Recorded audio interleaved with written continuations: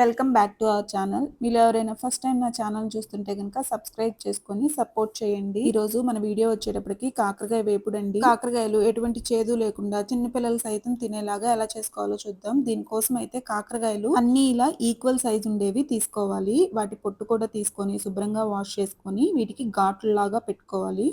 వీడియోలో చూపించిన విధంగా ఇలా ఘాట్లు పెట్టుకొని వీటన్నిటిని అయితే ఒక బాండీలో వేసేసుకోవాలండి. ఇవి అలా ఫుల్ కాకరకాయలతోనే చేసేస్తున్నాము. ముక్కలుగా ఏమీ కట్ చేయవసరం లేదు. గ్లాస్ లో పెరుగు కొంచెం వాటర్ వేసుకొని ఇలా చిలక కొట్టుకుంటే కొంచెం చిక్కటి మజ్జిగలా అవుతాయి కదండి, అది హాఫ్ గ్లాసు.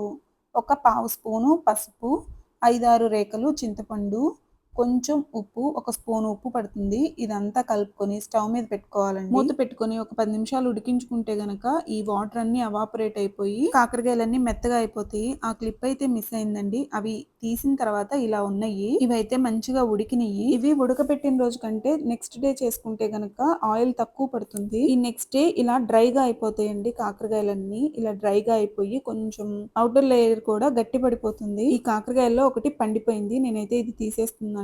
వీటన్నిటిని ఇప్పుడు ఫ్రై చేసుకోవటానికి బాండీలో ఆయిల్ పెట్టుకొని బాగా కాగిన తర్వాత వీటన్నిటిని వేసేసుకోవాలి. ఇవన్నీ వేసుకొని ఒకసారి కలుపుకొని ఇవి ఫ్రై అయ్యే లోపు దీనికి కావాల్సిన మిగతా ప్రిపరేషన్ చూద్దాము. ఇప్పుడు కారం ప్రిపేర్ చేసుకుందాం. దానికోసం మిక్సీ జార్ తీసుకొని ఒక చిప్ప కొబ్బరి, ఎండు కొబ్బరి అండి, అది ముక్కలుగా కట్ చేసుకొని అది వేసుకోవాలి. ఎల్లిపాయలు, ఫుల్ పాయలు వేసాను. 1 కప్పు పుట్నాల పప్పు. ఇందులోకి కారం అంటే ఇదేనండి, ఇంకా సో దానికి సరిపడా ఎండుమిర్చి, ఉప్పు, 2 స్పూన్లు కారం వేస్తున్నానండి, నార్మల్ ఇంట్లో వాడుకునే కారము, జీలకర్ర, ఇవన్నీ వేసి బరకగా మిక్సీ పట్టుకోవాలి. మిక్సీ కూడా ఒకేసారి తిప్పకుండా ఆపుతూ ఆపుతూ తిప్పితే గనక ఎండు కొబ్బరి మరీ ఫైన్ పేస్ట్ కాకుండా ఉంటుంది. దాంట్లో నుంచి ఆయిల్ కూడా రిలీజ్ అవ్వకుండా పొడి పొడిగా వస్తుంది, లేకపోతే ముద్దగా అయిపోతుంది. ఇప్పుడు దీన్ని అందరినీ ఒక బౌల్లోకి తీసి పక్కన పెట్టుకోండి. ఆ తర్వాత ఆయిల్లో ఫ్రై చేస్తున్నాం కదండి, కాకరకాయలు ఆల్మోస్ట్ ఫ్రై అయిపోయినాయి. మరీ కరకరలాడేటట్లయితే చేయొద్దు. ఇది ఈ కారంతో చేసే కాకరకాయలు కొంచెం సాఫ్ట్ గా ఉంటేనే బాగుంటాయి. సో అవి తీసేసి